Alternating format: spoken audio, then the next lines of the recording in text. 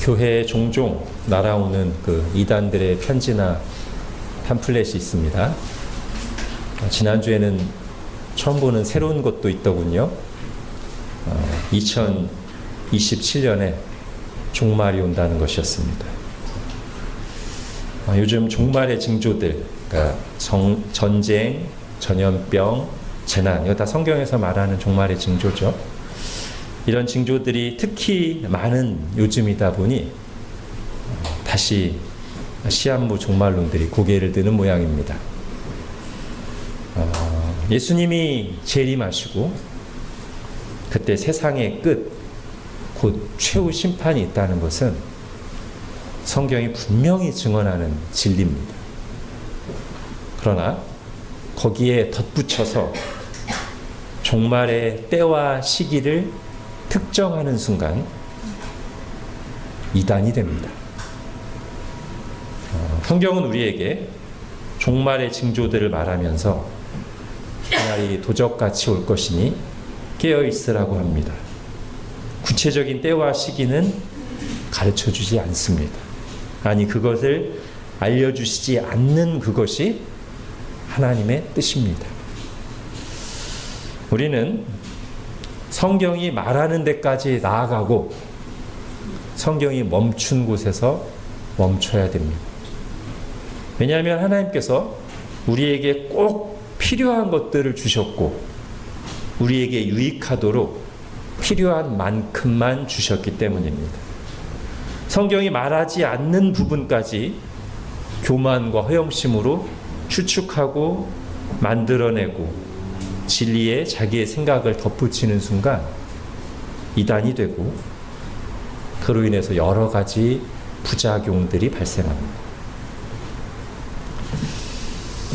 근데 우리가 우리의 신앙 생활을 잘 이렇게 생각해 보면 성경이 멈춘 데서 멈추지 않을 때만 문제가 생기는 게 아니라 성경이 말하는 데까지 반드시 나가야 되는데 그렇지 않아서도 문제가 생기죠.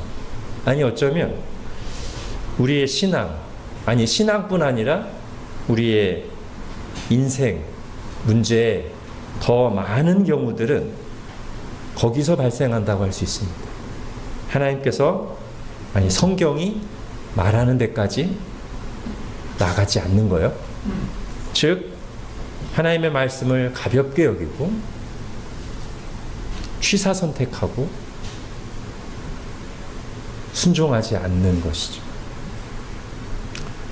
오늘 본문은 바로 그것 때문에 일어난 비극을 다루고 있습니다. 하나님의 말씀을 아주 가볍게 여기고 무시하고 불순종한 이스라엘에게 임한 재앙을 말하는 거예요. 여러분, 이스라엘을 생각해 보십시오. 하나님이 그들을 구원해서 부르시고는 그들을 모아놓으시고 분명히 생명의 길, 복된 길, 진리의 길을 가르쳐 주셨는데 이스라엘의 역사를 보면 계속해서 순종하지 않았습니다. 이게 첫 번째, 성경이 말하는 데까지 나가지 않은 첫 번째 잘못이고요. 여러분, 이때 이미 갈등과 부작용이 생겨요. 하나님의 말씀대로 공동체 구조가 건설되지 않으면, 하나님의 말씀대로 우리 생활의 질서가 잡히지 않으면 이미 그 자체로 갈등과 부작용이 생깁니다.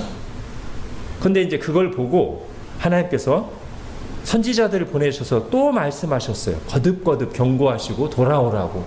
그렇게 하면 안 된다고 계속 경고하고 말씀하셨건만 이스라엘은 여전히 하나님의 말씀을 무시하고 귀담아 듣지 않았어요. 이게 두 번째 단계. 이 단계의 끝에는 뭐가 있습니까? 하나님의 징계와 심판이 있습니다. 그러니까 원래 하나님 우리를 가장 잘 아시잖아요. 우리를 만드신 분이 하나님이시기 때문에 그 하나님의 말씀을 따르지 않는 것 자체로 문제가 생기고요. 그 길을 계속하면 나중에는 그거와 별도로 하나님의 공의로운 징계와 심판이 임합니다. 자, 유다에게 그 일이 일어났어요. 어떤 일이요? 바벨론 제국에 의해서 멸망을 당했습니다. 유다 백성들은 그동안 하나님의 말씀을 우습게 여기고 무시했지만 때가 되자 그들이 우습게 여기고 무시한 그 하나님 말씀 그대로 됐습니다. 망하기 전에 거짓 선지자들이 많이 활동했거든요. 거짓 선지자들이 무슨 얘기했어요? 평안하다, 평안하다, 평안하다.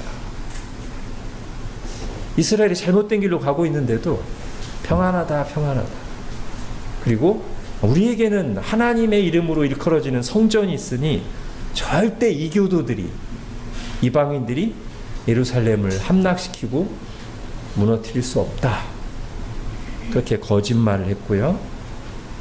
근데 그런 거짓말대로 된 게 아니고 또 그렇게 거짓 선지자들이 말하는 내가 듣기 좋은 소리, 부담되지 않는 소리만 좋아하면서 그 거짓 선지자들의 말대로 좀 되기를 바랬던 유다 백성들의 생각대로 된 것도 아니고 어떻게 됐다고요? 정확히 하나님의 말씀대로 됐습니다. 여러분, 이건 잘 생각해 보면 인류 역사 속에서 계속 반복되는 얘기예요. 창세기 3장에서부터. 여러분, 창세기 3장에 인류의 첫 범죄가 나오는데 그때 사탄이 말합니다. 선악과를 먹어도 절대 죽지 않는다. 아니, 오히려 네가 이 선악과를 먹는 순간 네가 하나님처럼 된다 라고 거짓말했는데 그 거짓말처럼 되지 않았고요. 그 사탄의 거짓말, 듣기 좋고 너무나 달콤한 그 사탄의 말에 아멘 하면서 그 사탄의 말대로 되기를 바라면서 선악과를 먹은 여자만 먹은 게 아니죠. 남자까지. 아담과 하와의 생각대로 된 것이 아니라 어떻게 됐어요? 결과는 네가 이 선악과를 먹으면 반드시 죽으리라 라고 하신 하나님의 말씀대로 됐습니다. 죽음이 찾아왔습니다. 성경에 말하는 죽음은 세 가지죠. 먼저 하나님과 단절되는 것, 하나님과 관계가 깨지는 것이 영적인 죽음이고요. 그 다음에는 우리가 다 죽죠. 70년, 80년, 90년 살다 다 죽죠. 그 죽음도 죄 때문에 온 것이고요. 마지막 한 번 죽는 것은 사람에게 정하신 것이고 그 후에는 심판이 있으리. 이 최후 심판을 성경에서는 또 사망이라고, 죽음이라고 말합니다. 선악과를 먹음으로써 하나님 말씀하신 대로 우리에게 이 죽음이 왔어요. 앞으로도 마찬가지입니다.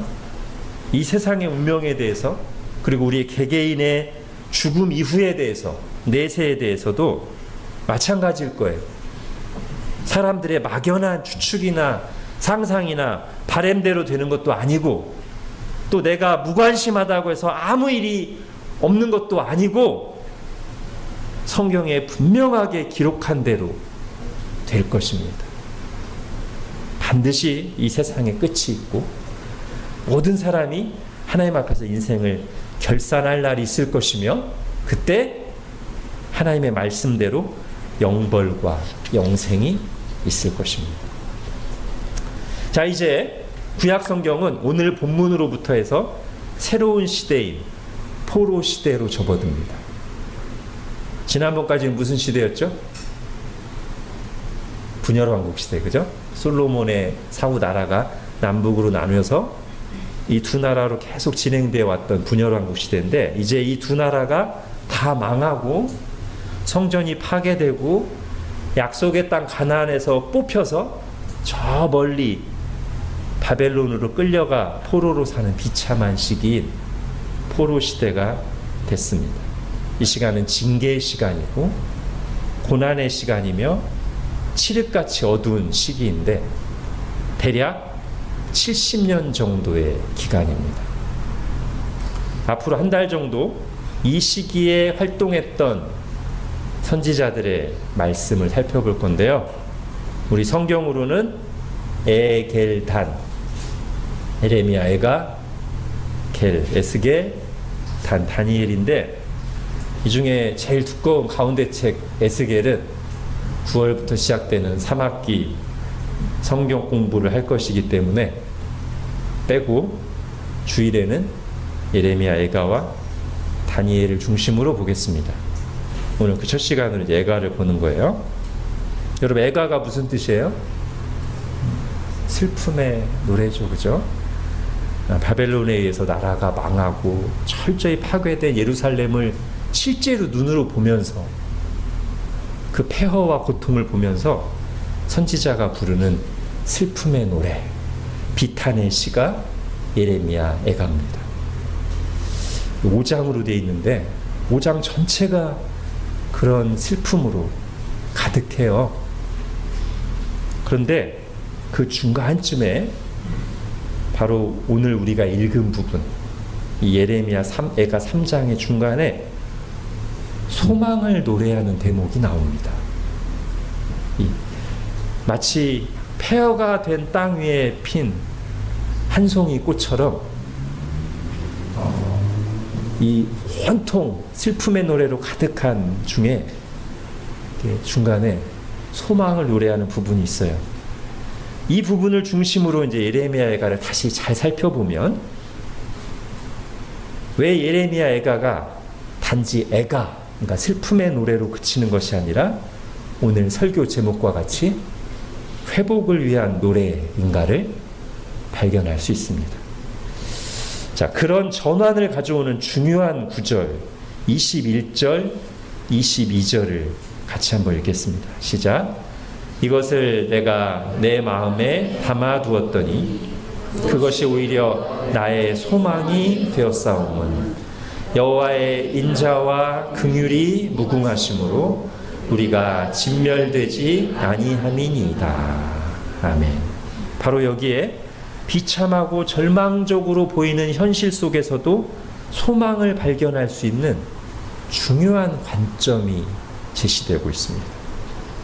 특히 22절 여호와의 인자와 긍휼이 무궁하심으로 우리가 진멸되지 아니함이니이다. 여러분, 전쟁의 참사, 특히 전쟁의 패배에서 우리가 살던 땅이 완전히 폐허가 됐을 때 여러분, 그 현실만 본다면 우리에게 자연스럽게 나오는 반응들은 절망, 두려움 이런 거일 거예요. 또 이걸 하나님과 연관해서 생각한다면 하나님 무섭다. 또 거기서 우리 마음에 막 부정적인 감정이 딱 솟아오르면서 왜 나한테 이런 일이, 너무하다, 이제 다 끝났다, 이런 생각들이 나올 수 있어요. 근데 오늘 선지자는 그 똑같은 현실을 보면서 이렇게 노래합니다. 내가 지금 소망을 갖는 것은 하나님의 자비와 긍휼이 무궁하시기 때문에 우리가 진멸되지 않은 것을 내가 보고 있기 때문입니다. 여러분, 이렇게 말하는 시인의 마음속에는, 지금 이 저자의 마음속에는 어떤 인식이 있냐면, 원래 우리가 행한 대로라면, 하나님의 공의에만 충실하셨더라면 우리는 완전히 진멸되었어야 되는데, 하나님께서 우리의 악한 죄에 대해서 오래 참고 기다리시다가 마침내 진노하사 심판하시면서도 하나님의 자비를 베푸셔서 우리가 진멸하지 않고 이렇게 남아있다. 하나님께서 우리를 끝장내지 않으시고 회복의 씨앗을 남겨두셨다, 그거예요. 바로 그 하나님의 자비와 긍휼을 생각하노라니 내가 소망을 가진다는 거죠. 지금 현실만, 눈에 보이는 이 폐허가 된 예루살렘만 보면 절망이고 비탄이지만 하나님의 자비를 생각하면 여전히 내게 소망이 있다. 내가 소망을 가질 수 있겠다. 이렇게 말하는 겁니다. 예레미야보다 100년 전쯤에 활동했던 이사야 선지자의 선포 중에도 이와 비슷한 내용이 들어있어요. 여러분, 핸드아웃에 이사야 1장 9절 같이 읽겠습니다. 시작. 만군의 여호와께서 우리를 위하여 생존자를 조금 남겨두지 아니하셨다면 우리가 소돔 같고 고모라 같았으리로다. 예. 어떤 내용이에요? 소돔과 고모라가 죄 때문에 완전히 진멸되고 그냥 존재 자체가 없어져 버렸죠. 지금 이사야 선지자가 말하는 겁니다. 우리도 소돔 사람들, 고모라 백성들과 다를 바 없는 죄인인데, 그러니까 우리도 소돔과 고모라처럼 진멸되고 존재가 사라졌어야 맞는데, 만군의 여호와께서 우리를 위해서 남겨두셨기 때문에 지금 우리가 여기 있고 회복의 소망이 있다라고 말하는 것입니다. 여러분, 이 관점이 회복으로 들어가는 가장 중요한 첫 단계 관문입니다. 현실을 어떻게 바라보고 해석하느냐가 계속해서 이 폐허와 절망 속에 살고 갈 것인지 아니면 회복으로 나아갈 것인지를 결정하는 가장 중요한 관림길이고요. 지금 오늘 예레미야 에가를 지은 선지자는 우리에게 그 관점을 보여주고 있습니다. 여호와의 인자와 긍휼이 무궁하심으로 우리가 진멸되지 않았습니다. 이렇게 말하면 소망이 있는 거예요. 즉 시인은 지금 예루살렘이 망한 것이 정치적인 상황 때문으로만 보는 게 아니고, 또는 지금 내가 겪는 이 고난과 고통을 그냥 운이 없었다, 재수가 없었다라고 생각하는 것도 아니고, 지금 내가 처한 이 현실을 우연이라고만 생각하는 게 아니라 이스라엘의 죄 때문이라고, 죄에 대한 하나님의 징계라고 아주 분명하게 말하는 거예요. 오늘 본문에서만이 아니라 사실 예레미야 애가 전체에서 이 고백을 계속합니다. 여러분 핸드아웃 보십시오. 애가 1장에서 세 구절만 볼게요. 5절에 그의 대적들이 머리가 되고 그의 원수들이 형통함은 뭐 때문이라고요? 그의 죄가 많음으로 여호와께서 그를 곤란하게 하셨음이라고 말하고요. 8절에서도 다시 예루살렘이 크게 범죄함으로 조속거리가 된 것이다 라고 인정합니다. 18절에서는 더 나아가서 그러므로 우리에게 이런 심판을 행하신 하나님은 의로우시다. 그러나 우리는 그의 명령을 거역하였으니 우리는 불의하도다 라고 인정합니다. 자, 좀 더 크게 보자면 우리가 당하는 모든 고난이 다 죄 때문은 아니니까요. 좀 더 크게 보자면 지금 에가의 기자는 이렇게 말하는 셈입니다. 내가 당하는 이 고난 속에 분명히 하나님의 뜻이 있다 라고 말하는 겁니다. 우연이 아니고 그냥 세상 흘러가는 대로 된 게 아니라 분명히 이 고난 속에는 하나님의 뜻이 있다. 이스라엘 백성 같은 경우에는 죄 때문에 임한 하나님의 심판이요 징계고, 또 다른 우리가 이해할 수 없는 여러 고난들 속에도 어떤 것은 죄 때문이고, 많은 경우 그렇습니다 사실. 그러나 어떤 경우에는 죄가 아님에도 불구하고 우리가 큰 고난을 당할 때가 있는데, 그것도 운이 없어서, 재수가 없어서, 우연이 아니라 거기에 하나님의 뜻이 있다라고 말하는 것입니다. 그러면서 그 고난 중에서도, 심판 중에서도 우리를 남겨두신 하나님의 인자와 긍휼을 생각할 때, 그리고 내가 지금 이해할 수 없는 고난을 겪고 있지만 매일매일 내 삶이 이어지고 그날그날에 하나님의 필요한 공급을 주시는 것을 생각할 때, 그런 하나님의 인자와 긍휼을 생각할 때 소망을 가지는 거예요.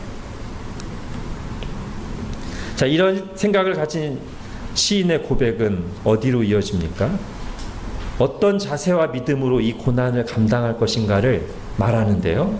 여러분 오늘 본문의 29절부터 보십시오. 29절부터 그대의 입을 땅에 티끌에 댈지어다. 혹시 소망이 있을지로다. 자기를 치는 자에게 뺨을 돌려대어 치욕으로 배불릴지어다. 이는 주께서 영원토록 버리지 아니하실 것임이며 그가 비록 근심하게 하시나 그의 풍부한 인자하심에 따라 긍휼히 여기실 것입니다. 자, 지금 이 예가의 저자는 이렇게 고백하는 겁니다. 내가 당하는 고통, 쓰라림을 하나님께서 다 보고 계시고 다 알고 계신다. 그러니 고난 중에 원망하고 탓하며 저항하기보다 자신을 낮추고 하나님이 주신 고난을 기꺼이 짊어지면서 하나님의 자비를 기다린다면 나의 모든 고통을 다 보시고 아시는 하나님께서 때가 되면 회복시켜 주시지 않겠는가. 그렇게 말하는 것이죠. 그러면서 이어서 이렇게 말합니다. 33절 같이 읽겠습니다. 시작. 주께서 인생으로 고생하게 하시며 근심하게 하심은 본심이 아니시로다. 예. 하나님께서 당신의 백성들에게 징계를 내리시는 것은 죄를 미워하시기 때문이요. 그러니까 그 죄에서 우리를 돌이키심이 위함이지 우리가 고난당하는 것을 결코 즐거워하시거나 우리를 망하게 하시려는 것이 하나님의 본심이 아니라는 거예요. 자, 이제 시인은 이렇게 하나님을 신뢰하고 그분의 자비를 소망하면서 하나님께 돌아가자고 말합니다. 여러분 38절부터 보십시오. 화와 복이 지존자의 입으로부터 나오지 아니하느냐. 살아있는 사람은 자기 죄들 때문에 벌을 받나니 어찌 원망하랴. 우리가 스스로 우리의 행위들을 조사하고 여호와께로 돌아가자. 우리의 마음과 손을 아울러 하늘에 계신 하나님께 들자. 여러분, 이 한글 성경의 제목대로 이 책이 예레미야가 지은 것이 맞다면, 여러분, 예레미야는 유다의 멸망을 예언했을 뿐만 아니라 그 이후에 있을 회복까지 예언했습니다. 즉 멸망도 회복도 예레미야가 지어내서 한 말이 아니라 하나님이 주신 말씀을 그대로 선포한 것이거든요. 사실은 예레미야가 멸망을 계속해서 예언할 때 너무 힘들었어요. 왜냐하면 내가 사랑하는 이 백성, 예루살렘이 멸망당한다는 것 자체를 말하는 것도 힘들거니와 사람들이 다 듣기 싫어하잖아요. 사람들이 듣기 싫어하는 말을 계속 선포하니까 이 유다 사람들이, 왕족들을 비롯해서 백성들이 예레미야를 굉장히 미워하고 공격했습니다. 박해했습니다. 그래서 예레미야서에 보면 예레미야가 내가 다시는 말씀 선포하나 봐라. 너무 힘들어서. 그렇게 말하는 대목도 나와요. 그런데 예레미야가 그렇게 힘들어하면서 선포했던 그 하나님의 징계, 하나님의 심판이 선포한 그대로 이루어졌으니 이제는 지금 눈에 보이는 폐허 속에서 아무것도 미래가 보이지 않고 희망이 보이지 않지만 그때 하나님께서 심판의 메시지를 선포하게 하시고 이루신 것처럼 그때 또한 나에게 주신 회복의 말씀도 반드시 이루어질 것이다 라고 소망을 가지는 것이죠. 화와 복이 지존자의 입으로부터 나오지 아니하느냐. 그러니 징계가 하나님을 등지고 떠남으로써 하나님의 말씀대로 우리에게 응하였으니 이제 하나님께서 말씀하신 대로 하나님께로 돌아가자. 징계하신 그분이 또한 우리를 회복시키실 분이시니 하나님께 돌아가자 라고 말하고 있는 것입니다. 이제 망하기 전에 이스라엘의 모습부터 오늘 본문의 망할 때까지 이스라엘 역사를 좀 큰 그림으로 한번 요약해 보려고 합니다. 어떤 말씀을 가지고 하려고 하냐면 여러분 핸드아웃에 야고보서 5장 13절을 보십시오. 같이 읽겠습니다. 시작. 너희 중에 고난당하는 자가 있느냐? 그는 기도할 것이요. 즐거워하는 자가 있느냐? 그는 찬송할지니라. 이것이 굉장히 요약된 신앙의 원리인데 이걸 가지고 이스라엘 역사를 해석해 볼 수 있을 것 같아요. 먼저 뒷부분부터 즐거워하는 자가 있느냐? 그는 찬송할지니라. 예, 하나님이 은혜 베푸실 때, 그래서 즐거울 때 어떻게 해야 돼요? 하나님께 영광을 돌리며 하나님을 찬송했어야 되죠? 근데 이스라엘이 그렇지 않았어요. 여러분, 이스라엘이 어떤 은혜를 입었습니까?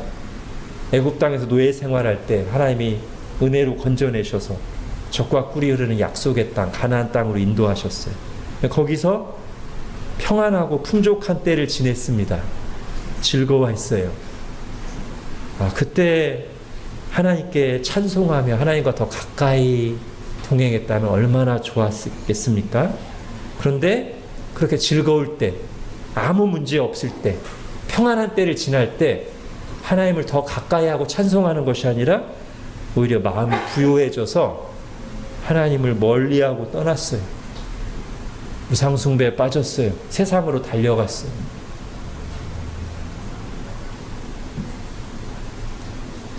그래서 하나님께서 경고하셨는데도 계속 그 길을 가다가 망한 겁니다. 한번 일반적인 예를 들어볼까요? 우리가 어떤 성공, 성취, 결실을 했을 때 하나님의 은혜로 된 건데 하나님께 감사하고 찬송을 돌려야 되는데 그때 자기 영광을 구하는 경우가 있어요. 내가 한 것이다. 내가 했다. 은근히 또는 노골적으로 그렇게 말합니다. 이게 위험한 것입니다. 저는 그러다가 넘어지는 경우를 많이 봤습니다. 내가 했다 하다가 넘어지는 경우 많이 봤어요. 자, 또 한 경우는 어렵고 힘들 때 절박해서 하나님을 찾고 막 기도했어요. 그래서 하나님이 살려줬더니, 회복시켜줬더니 하나님께 감사하고 찬송하고 더 가까이 나오는 게 아니라 다시 살만해지니까 또 하나님을 잊어버리고 더 이상 간절히 하나님을 찾지 않고 하나님을 멀리해요. 화장실 들어갈 때와 나올 때 마음이 다르듯이요. 여러분 어떠십니까? 성경과 역사 속에서 이런 예들이 얼마나 많은지 몰라요. 주님께서 이것을 경고하시는 여러 비유를 하셨는데 그 비유 중에 하나가 이런 게 있습니다. 더러운 귀신 들린 사람이 있었어요. 하나님의 은혜로 귀신을 내쫓아 주셨습니다. 근데 그 귀신이 나가서 한참을 돌아다니다가 마땅히 거주할 곳을 찾지 못하니까 내가 나온 사람에게 한번 돌아가 볼까 와보니까 이 집이, 이 사람이 귀신이 나간 상태로 깨끗이 청소되고 수리되었는데 비어 있어요. 그러니까 그 귀신이 자기보다 더 악한 귀신 7을 데려와서 함께 거하니 그 사람의 나중 형편이 전보다 더 심하게 되느니라. 이게 무슨 말씀입니까? 하나님의 은혜로 귀신을 쫓아내 주었으니 이제는 그 귀신이 나가서 비어있는 그 공간에 누구를 채웠어야 돼요? 하나님을 채웠어야죠. 그런데 그 빈 상태로 그대로 있으니까 오히려 귀신 한 마리 있을 때보다 더 나중 형편이 전보다 더 심하게 되었고, 성경이 말합니다. 즐거워하는 자가 있느냐? 그는 찬송할지니라. 자, 짝을 이루는 말씀이 고난당하는 자가 있느냐? 그는 기도할 것이요. 예, 이제 이스라엘이 즐거워할 때 찬송하지 않아서 징계가 임했고 고난이 닥쳤습니다. 어떻게 해야 돼요? 예, 하나님 앞에 엎드려 기도해야 됩니다. 하나님의 징계로운 고난이든 섭리로운 고난이든 간에 고난당하는 자가 있느냐? 뭐 해야 된다고요? 그는 기도할 것이요. 고난 중에 제일 먼저 하나님을 찾고 간절히 의지하는 것이 하나님의 뜻입니다. 어쩌면 이렇게 말할 수도 있을 것 같아요. 하나님과 멀어져 있던 또는 형식적으로 하나님의 이름을 부르던 그에게 하나님께서는 하나님 앞에 나와서 중심으로 기도하라고 고난을 주신 것이다. 근데 오늘 본문에서 이 에가의 저자가 그 말씀대로 잘 하고 있는 모습을 보여줍니다. 어떻게 하고 있어요? 고난 중에 기도하고 있어요. 그리고 그 기도의 모습이 어떠해야 되는지 우리에게 좋은 본을 보여주는 겁니다. 먼저는 고난 중에 애가를 부르죠. 슬퍼하죠. 예, 고난 중에 슬퍼하는 거 정상입니다. 애가뿐만 아니죠. 시편에 보면 많은 시편이 하나님 앞에서 애가를 부릅니다. 고통을 호소하고 마음을 쏟아놓습니다. 건강한 신자의 모습입니다. 안 아픈 척, 괜찮은 척 할 필요 없습니다. 다만 그 마음을 쏟아놓고 애가를 부르는 것이 사람 앞에서만으로 그친다면 소망이 없습니다. 하나님 앞에 나와서 애가를 부르면 소망이 있습니다. 그리고 하나님 앞에 나가서 애가를 부르다 보면 우리에게 아까 초반에 봤던 21절, 22절의 하나님의 관점이 우리에게 주어집니다. 그러면 소망이 있어요. 그러면 그 애가가 단지 슬픔의 노래로 끝나는 것이 아니라 회복을 위한 노래가 되는 것입니다. 하나님께서는 폐허 속에 핀 작은 꽃 한 송이를 통해서도 얼마든지 많은 열매를 맺으시고 회복의 역사를 이루실 수 있는 분이십니다. 단 어떤 이들에게 그런 소망이 있어요? 고난당하는 자 있느냐? 그는 기도할 것이요 라는 말씀대로 하는 사람들. 자, 이제 정리하겠습니다. 제가 설교 서두에서 하나님이 말씀하신 데까지 나아가야 된다고 했죠. 근데 이거는 막연하면 안 되고요. 아주 구체적으로 실천돼야 돼요. 오늘 구중에 한 구절을 이스라엘의 역사와 함께 살펴봤습니다. 즐거울 때 찬송하고 고난 중에 기도하는 것입니다. 이것이 아주 우리가 실제적으로 구체적으로 적용하고 실천해야 될 간결하게 요약된 우리 신앙생활의 기본 원리입니다. 여러분 중에 혹시 큰 어려움 없이 넉넉하고 평안한 일상을 보내고 계신 분들이 있습니까? 찬송하십시오. 내 삶이 찬송이지 뭐 이러지 마시고 구체적으로 입을 열어서 마음으로 찬송하십시오. 하나님께 감사하며 영광을 돌리십시오. 이스라엘처럼 그 평안하게 주어진 시간을 온통 세상을 향하는데, 세상을 추구하는 데만 사용하지 마시고 그 시간의 일부를 분명하게 구체적으로 떼서 하나님을 찬송하십시오. 다시 강조합니다. 마음으로 입을 열어서 소리 내서 찬송하십시오. 주일만 찬송하는 썬데이 크리스찬이 되지 마시고 매일매일 찬송하는 에브리데이 크리스찬이 되십시오. 그것이 명백한 하나님의 뜻입니다. 혹 고난 중에 있으신 분이 있습니까? 기도하십시오. 고난 중에 하나님을 찾으십시오. 고난 중에 하나님의 이름을 부르며 중심으로부터 쏟아내는 기도가 회복을 위한 노래가 될 것입니다. 우리가 형식적으로가 아니라 건성으로가 아니라 고난 중에서 중심으로 하나님의 이름을 부르며 마음으로 쏟아내는 기도가 있다면 그 기도는 폐허 속에 핀 작은 꽃 한 송이 같을 것이고 하나님께서는 겨자씨 하나를 가지고 큰 나무를 이루시듯이 그 폐허 속에 피어오른 믿음의 작은 꽃 한 송이를 받으셔서 다시 많은 열매를 맺게 하실 것입니다. 아니 어쩌면 고난이 전화위복이 되어서 고난당하기 이전보다 우리를 영적으로 더 풍성하게 만들어 주실 수도 있습니다. 애통하는 자가 복이 있나니 그들이 위로를 받을 것입니다. 우리 시편 119편 71절은 같이 읽겠습니다. 시작. 고난당한 것이 내게 유익이라. 이로 말미암아 내가 주의 율례들을 배우게 되었나이다. 아멘. 기도하겠습니다. 하나님, 오늘 애가를 보며 다시 우리를 향한 하나님의 뜻을 생각합니다.